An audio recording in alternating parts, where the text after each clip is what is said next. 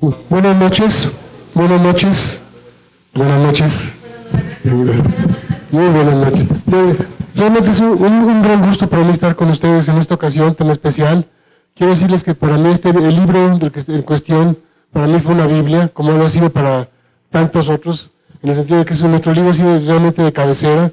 Yo puse que mi tema de especialidad son las clases características en variables singulares y el punto de partida es el libro del profesor Milnor. Es un libro que ha sido realmente, es un clásico en la literatura, es un gran honor poderlo tener en español, es el fruto de mucho trabajo, primero de César Lozano, que hizo la traducción. ¿Sí?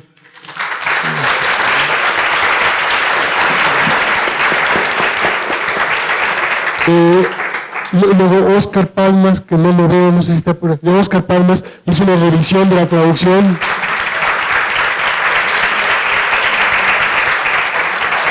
Y bueno, todo el trabajo del equipo de publicaciones ha sido realmente sensacional. El equipo encabezado por Laura Ortiz, no sé dónde está Laura. Está allá atrás, tratando de ser modesto. Bien,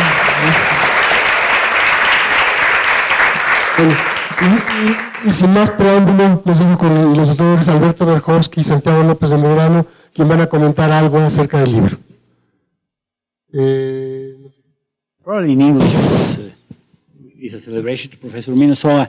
Both. Eh? It's okay?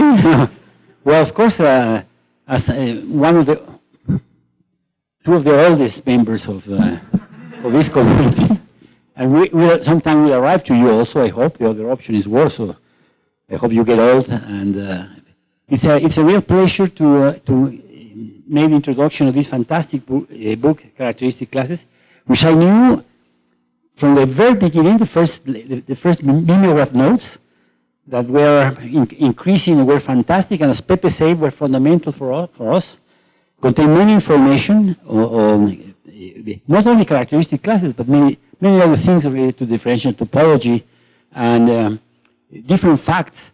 And for me, it's a real pleasure, for instance, that a part of Pontryagin classes, a special type of characteristic classes, the combinatorial definition for PL manifolds was actually presented by René Thom in the famous book of the 56th Congress.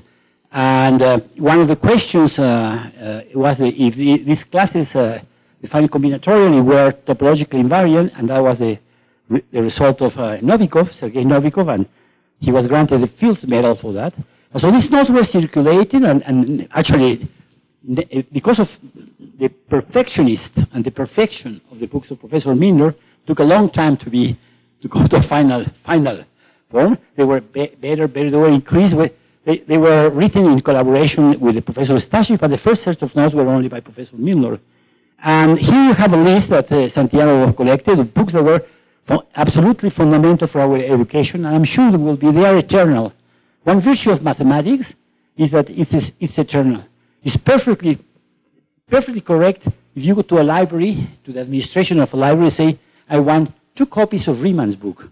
It's eternal. If you say this, I want 2 copies of Couple of 64, I'm sure you probably won't buy it, but you say I want to 2 copies of this.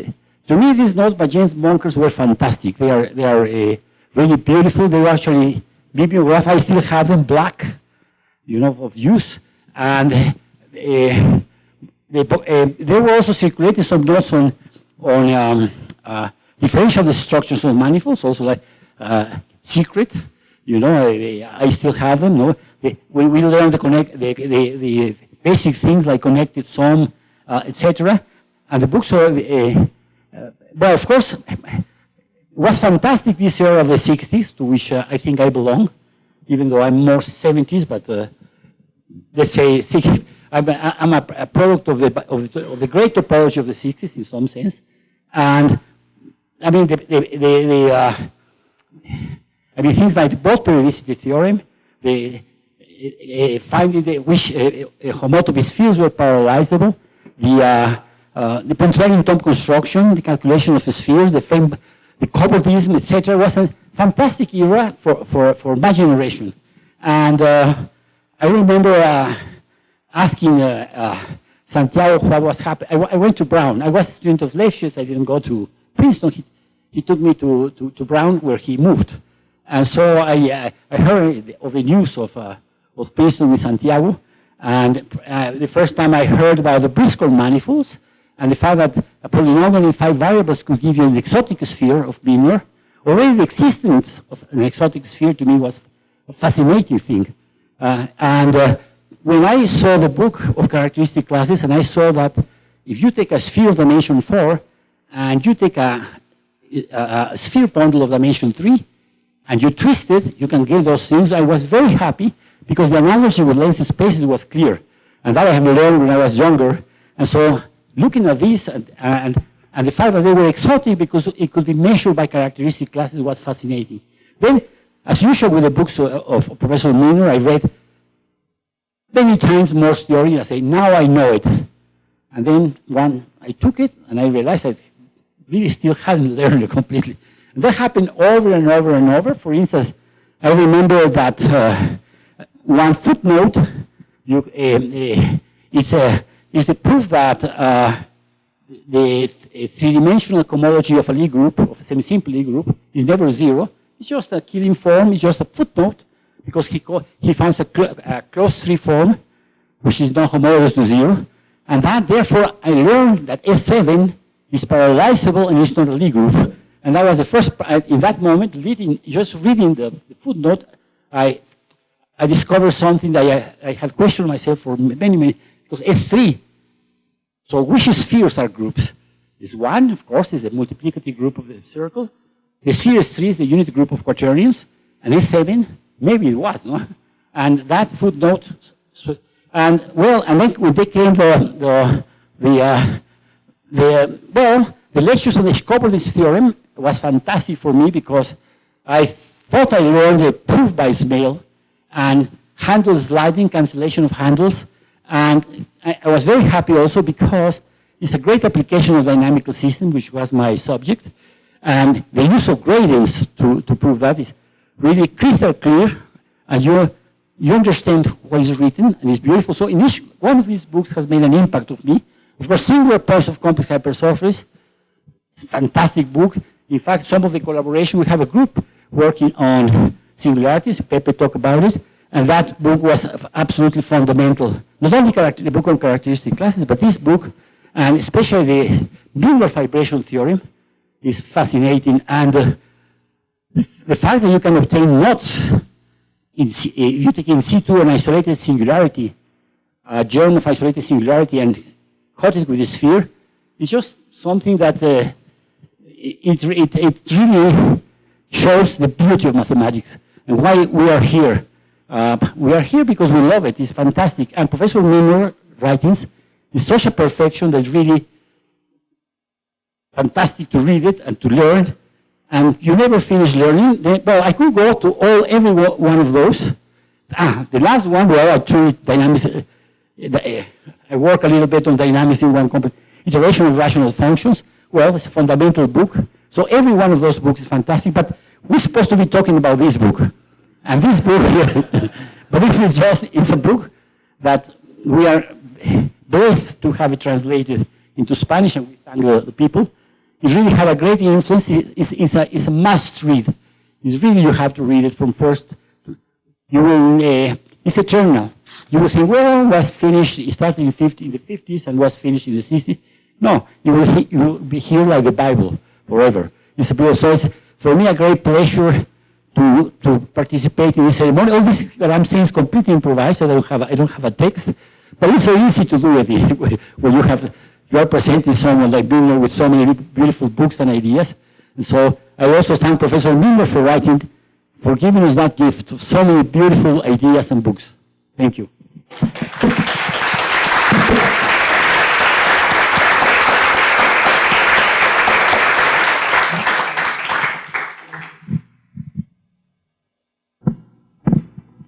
¿Sí entendieron? ¿Sí? Sigo en inglés. Okay, so I put up here a list of books by Jack Milnor, That's the list in Wikipedia. But then I added the first one. The first one is, it's not a book, it's just mimeograph notes, but now it can be obtained very easily by Googling it. Okay? I had a chance to go to Princeton. Lefschitz took me to Princeton. Why? I don't know. And then I was very lucky there to go to courses by Professor Milnor. I still remember. I have all my notes written. But I think the good news is that you don't have to be so lucky as to hear them directly.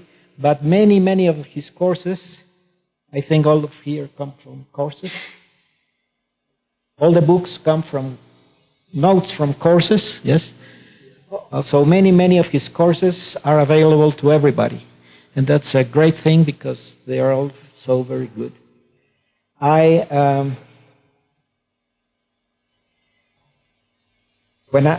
Before going to Princeton, I already had read this. We had a seminar with Fico, Winkelkemper, several others. And this was directed by Professors Cárdenas and Vázquez, whose picture you saw yesterday in David's talk. Okay, so these are the books. I have my favorites. Of course, differential topology, Morse theory, lectures on the H-cobordism. Then I come down to topology from a differential point of view. And of course, the one here, but the thing is, I want to make I have a different impression from this book than from the others. The others sort of take a certain aim. There's a theorem to be explained and proved with detail and care, but in an elegant, beautiful way. Here we have the geometrical Thom-cobordism theorem, the geometrical part. H-cobordism is for the H-cobordism. Here, at the end, you arrive to Bott periodicity. And this last book is, the idea is to show how many hard topics from topology can be seen very nicely from the differentiable point of view. Of all these four, I read them from the first to the last page, checked all the details, and I've used them sometimes for courses. With some of the students, I went through the Morse theory book, also from beginning to the end, and for a nice course on differential topology, I still would recommend to start with this one to get the basic ideas and then go to the notes. That's what I do when I teach differential topology. Characteristic classes. This is a different book, I think. It's quite different. There's not a theme. There are many themes. It's more like an encyclopedia. The word encyclopedic is sometimes a four-letter word. It's a bad word. It tells of someone who knows about a person or a book that knows about everything, but very superficially. No, that's not the case. But this book has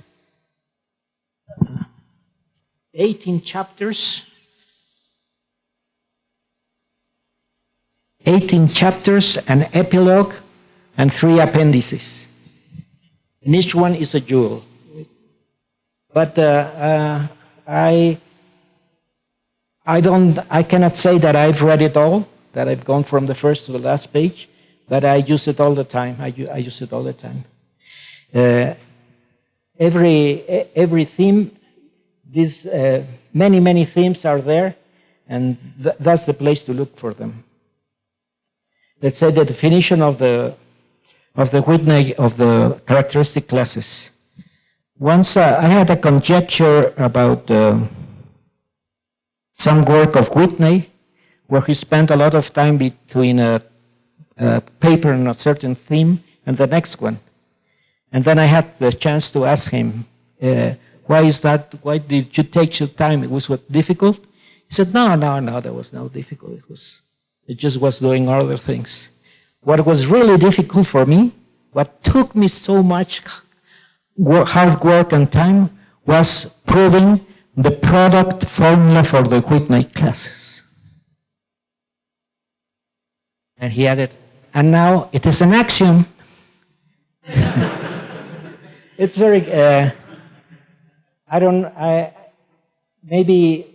know what he was talking about, but certainly he was not talking about this book. In this book, you see the characteristic classes first axiomatically, or you say the properties are stated and it's shown how they work. But then there are several constructions, actual constructions. One uses the Steenrod squares, which may be difficult. Then there's a construction using obstructions. Then for the Chern classes, there's an inductive construction. And then at the end, there's a construction based on differential geometry and curvature forms. For the Whitney classes, there's hidden another proof. The inductive proof for the Chern classes can be just copied for the Stiefel-Whitney classes in the same way. So there's this proof that was done in detail by one of my students, Yenra. So there are many constructions there, many things to make you think of characteristic classes, not as an axiomatic thing, but a very lively and geometric thing. Then, well, lots of other subjects. If you want to teach about the Thom isomorphism theorem, there's no better place to go than there. The Wu formula, the geometric theorem of cobordism again, the Hirzebruch formula with the addition of an explanation of the Bernoulli numbers. There's an epilogue with many new things. And also, if you want to teach algebraic topology, I think there's no better place than one of the appendices of this book, where it's all very detailedly explained, the homology theory, the cohomology theory, the ring structure, the cap product that you don't see very often. So even for teaching algebraic topology itself, which I never do, you can look at you can consider this appendix in the book. So essentially, that's all I wanted to say. If you want to understand the relation between curvature and characteristic classes, if you someday have that curiosity, this is the place to read it. I will read it someday. I haven't still, but I haven't had time. But I know it's there. There it is. When I have the time and the need, or just the curiosity to understand that part, I'll certainly go there. See, it's full of jewels, really, as he says. Just one of my every corner uses something new. For instance, why S7 is parallelizable using octonius? Why S3 is parallelizable using quaternions? Why? So even the side how do you say it? Like you put the small the set of problems is fantastic. And you learn a lot of things apart from that, the Thom isomorphism theorem, the covariance, the signature formula, etc. But many of the other things that look like small remarks are jewels. And it's like you say, you learn and you never forget. Like, I can think of now that in what point the space of C infinity, the ring of C infinity functions of a manifold determines the differential structure of a manifold. It's fantastic, no? And then you see it's not so difficult, but it's a great, so it's full. So in other words, as soon as you leave this room, start reading it. That's the message. That's the message. Thank you.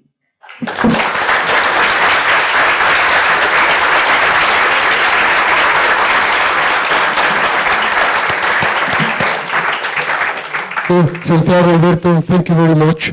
And Professor Milnor, thank you very much for making our careers so much richer with your contributions, with your books, and thanks for being with us today. Thank you.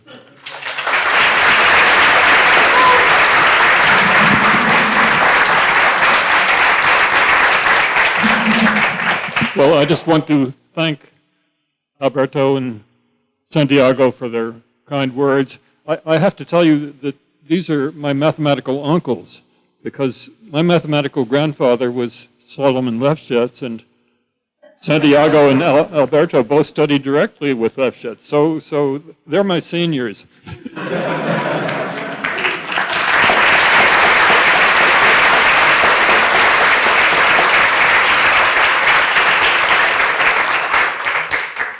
Bueno, pues, muchas gracias.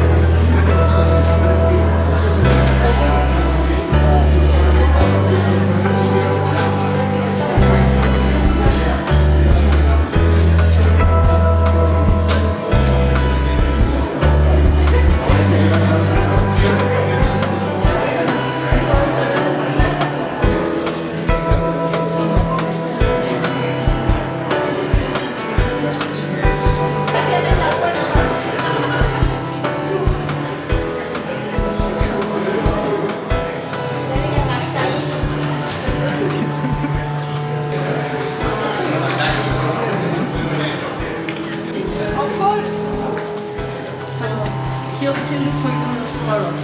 Well, both of them to you tomorrow.